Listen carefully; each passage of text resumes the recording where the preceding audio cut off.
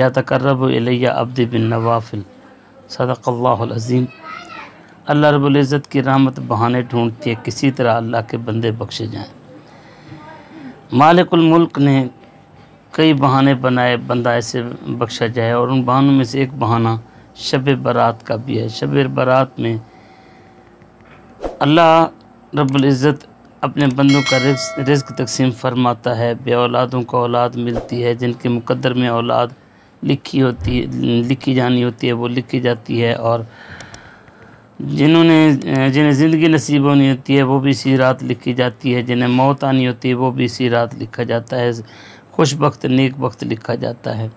इसलिए हमें चाहिए कि इस रात जितना हो सके अल्लाह रब्बुल इज़्ज़त की इबादत में वक्त गुजारें, ताकि हमारा शुमार अल्लाह के नेक बंदों में और अल्लाह के मानने वालों में, अल्लाह के मुक़र्रबीन में हमारा हो जाए शुमार।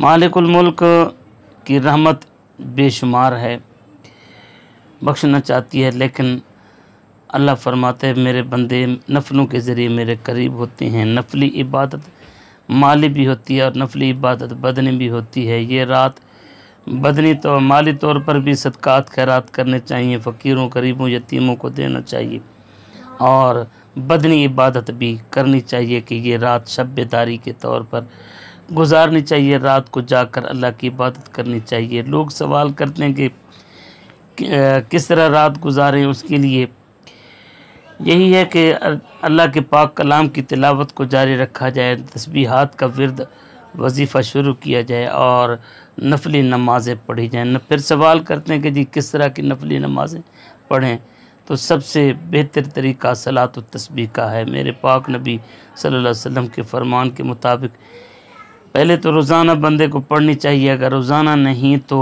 हफ्ते में नहीं तो महीने में नहीं तो साल में, कम अज़ कम ज़िंदगी में एक मरतबा बंदे को ज़रूर पढ़ लेनी चाहिए। उसका तरीक़ाकार यही है कि 4 रकातें ये नमाज नफिल की नीयत से पढ़ी जाएँ और 4 रकातें इकट्ठी पढ़ी जाएँ। हर रकात में 75 मरतबा तीसरा कलमा सुबहान अल्लाह वल्हम्दुलिल्लाह वला इलाहा इल्लल्लाह वल्लाहु अकबर, यह है हर रकात में 75 मरतबा पढ़ना है। लेकिन यह है कि तकबीर तहरीमा के बाद सना से पहले, सना के बाद ये 75 मरतबा पढ़ना है। फिर किरात के बाद 10 मरतबा पढ़ना है, रकू में 10 मरतबा, तस्बीहात के बाद पढ़ना है, और फिर कौमा में रकू के बाद जब खड़े होना है वहाँ 10 मरतबा यही तीसरा कलमा पढ़ना है। फिर पहले सजदे के बाद जब बैठते हैं वहाँ 10 मरतबा पढ़ना है। दूसरे सजदे में भी तस्बीहात के बाद यही तीसरा कलमा सुबहान अल्लाह वल्हम्दुलिल्लाह वला इलाहा इल्लल्लाह वल्लाहु अकबर। 4 रकातों में यही तरतीब रखनी है, लेकिन तशहुद दरमियान वाले में भी आखिर वाले में ये तस्बीह नहीं पढ़नी। इस तरह ये सलात व तस्बीह हमारी मुकम्मल हो जाएगी। बाकी तरीक़ाकार नमाज का वही रहेगा।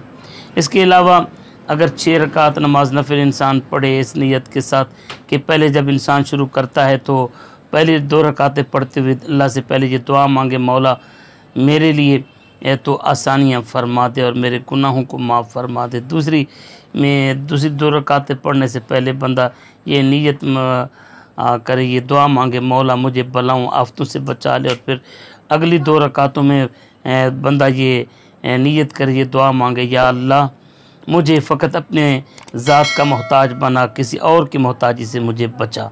ये 6 रकातें 2-2 रकातें करके पढ़ें तो ये बहुत ही अफजल होगा।